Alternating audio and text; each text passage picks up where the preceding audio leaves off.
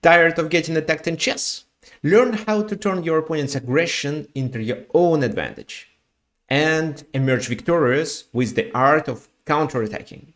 This is FIDE Master Viktor Neustroev, and today I'm going to show you that counterattacking isn't just reacting to the enemy threats. It's a strategic weapon. We'll delve into the mindset, how to spot opportunities, and precise execution which is required to master the art of counterattacking.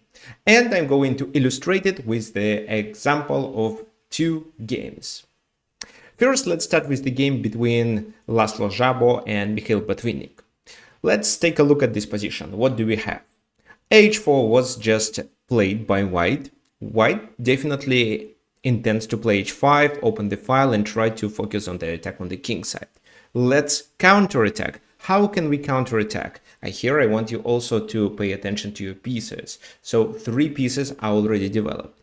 And Botvinnik immediately reacts with f5, starting a counterattack, starting to fight for the center. Because with better pieces coordination, he can open the center and initiate the counterattack through the center. White continues their plan h5, f takes e4, knight takes e4. So we did exchange the central pawn, but aren't we weakening our position on the king side? No, it's completely fine. Let's develop pieces and gain tempo. Definitely retreating to g3 was better, but Laszlo plays knight c3 move. Well, actually, first he took on g6 in this position. Then after knight e4, bishop f5 was played. So now he retreats to c3, and this is a kind of inaccuracy. How do we continue then? Let's decide how we coordinate our pieces, and let's look for counter-attacking opportunities. What can you notice here? You have good bishops. You have an open file. This knight can join the attack through g4. This knight is well placed and can potentially go to d4 or e5. What else left? Right, your queen and your other rook. How to bring them to the game? You should castle to the queen side quickly. So queen a5, creating a threat of capturing on e5. Of course, he does this and threatens with a discovered attack, but another check, knight blocks on e3, and castle. Do you think the idea was to bring the king to the safe place? No. Well, right, but not only. The idea is also to connect the rooks. Well, black pieces are totally developed. Now they can start playing aggressively and attack the enemy king, which is still in the center. While white is also trying to solve problems with development, he plays queen a4, but after knight g4, we provoke a rook exchange. And after this rook exchange, this rook can now move to h1 and pin the bishop. Castling queen side? Well, already too late, because after knight g4, f2, pawn becomes hanging, and of course, white doesn't want to suffer with material losses. So they play queen b5. Why do they play queen b5? That's just actually a very clever move. White wants to initiate attack stopping exchanges. He wants to eliminate the strongest piece of black in this position, which is definitely the queen. How do we initiate the attack? Of course, we don't trade the queens if we are not forced. So queen f4. Now we see this is a weakness and we are trying to exploit it. Knight goes back and defends. What then? Well, knight d4, more pieces to the attack. And occasionally we threaten with knight c2. Well, not while this knight is here, but it can be a possibility. Queen a5, so he is attacking a7, but looks like this pawn isn't so important. We almost are ready to checkmate. Can you visualize a checkmate in this position? I can, but Botvinnik could too. So the king has no squares. Delivering a check with a knight somewhere on d3, for example, would lead to a mate in case if the bishop is pinned. So what you need to do is to pin the bishop and bring your knight to d3. That's it. And this is exactly what Mikhail Botvinnik initiated. Rook h1, rook c1, I don't know what for. Queen a7 is possible too, but it's doesn't make much difference. This move. And now knight d3 becomes a deadly threat. So here black wins, or white has to sacrifice material. Luckily, white finds a tactical strike, which in his opinion saves his game. Can you find this tactical strike? He exchanges the most valuable piece, this queen. How can he exchange it? Well, first he has to sacrifice his queen on c7, and after king takes, there is knight d5, which is a fork and the discovered attack. But king moves to d7, and the white problems still exist. They take with a knight to cover d3. However, with g5, black chases this knight away, and once the knight moves to d5, it's knight d3 and the game is over. Could he avoid it? Yes, he could. He could try to move this bishop and vacate this square, but if that happened, he would lose material. So at least you can play knight c2, take that, then take this, or even first play knight c2 and then take on f4, and this becomes a winning position. Or take, well, let's say bishop a3, you take on f4, they take there, and you play bishop d3 and exploit this pin and win the bishop. So completely losing. Remember, when you're doing a counterattack or even just an attack, there is no obligatory task to deliver a checkmate. You can convert your attack, your advantage, into a different form of advantage. Most likely it can be material advantage, which is easy to realize in the end game.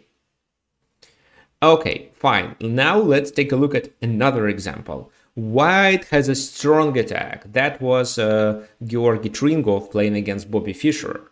Looks like Bobby lost. No, not yet. What do you think black should do? Of course, we understand that white is playing without a piece. Black has material advantage, but well, looks like queen f7, queen g8 is a deadly threat. If the knight is captured, then this bishop is hanging, so what to play?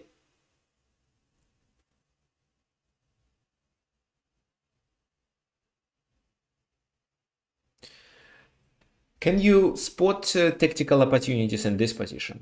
Okay, I can help you. Well, first of all, because the pieces are not developed, we are likely to win once we get them coordinated. How? Well, we should develop them. Starting with like this move with this knight or the bishop, but the bishop cannot move. Also, I noticed there is a check that can be delivered with the queen.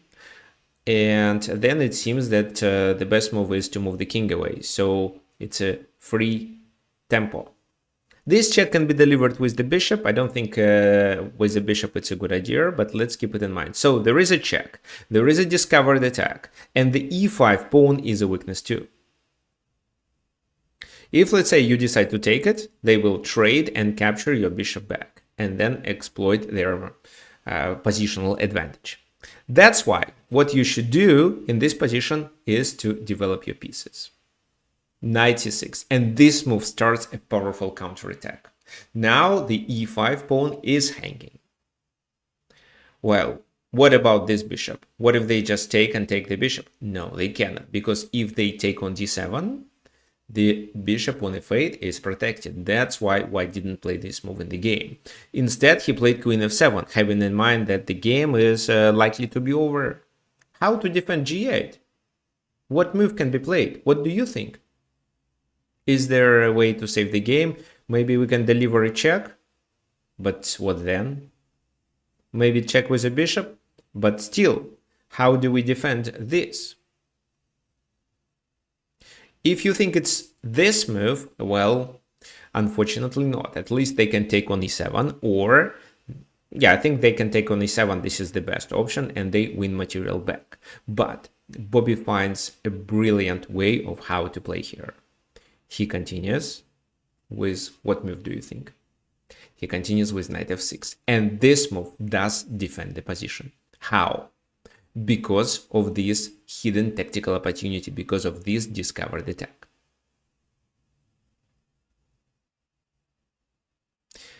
First of all, he included queen c5, but he could do it later. The king moves, and now he plays knight f6. This is what happened in the game. But knight f6 earlier... Oh, it was actually a blunder of the bishop. So queen c5 has to be played first in order to defend the bishop. And then knight f6. What may happen then? They can take this knight on f6, right? But then you capture there. How does it work? So if the queen moves, you simply take on g5, and again, you are a piece up, threatening back rank mate on c1 then. They can play intermediate move and take on g7, but bishop g7, and looks like white didn't achieve anything. So that's why what they had to do is just to continue with this move. And they were relying on rook c8. After which they can take on f6 with, yeah, it still seems to be losing. With a bishop, maybe they can take on f6 with a bishop, but it doesn't work well. So anyway, here Bobby played even better. He first took on e5, attacking the queen, having in mind that the bishop on c8 is attacked twice. Queen e6, and well, 100% he can capture there, but he even plays better. So we can take the bishop, and then we are a piece up. But if we play knight eg4, we even create a mating threat with knight f2, knight h3, and then queen g1 or queen f2, depends on where the king is. And that's it. Even if they find how to defend against it, maybe they play this move, rook c8, and we are completely fine. With extra piece in a completely winning position, with a safe king, and still attacking the enemy king, which is in a danger. Okay, fine. So I'm sure you could learn at least something from these examples. These two games can show how counterattacking can decisively turn tables into your favor.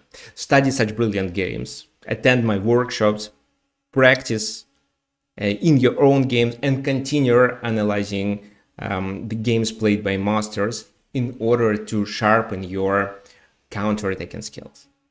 If you found this content valuable, please subscribe and hit the notification bell for more strategic chess. Until next time, keep your eyes sharp and your moves sharper. I'll see you on the board.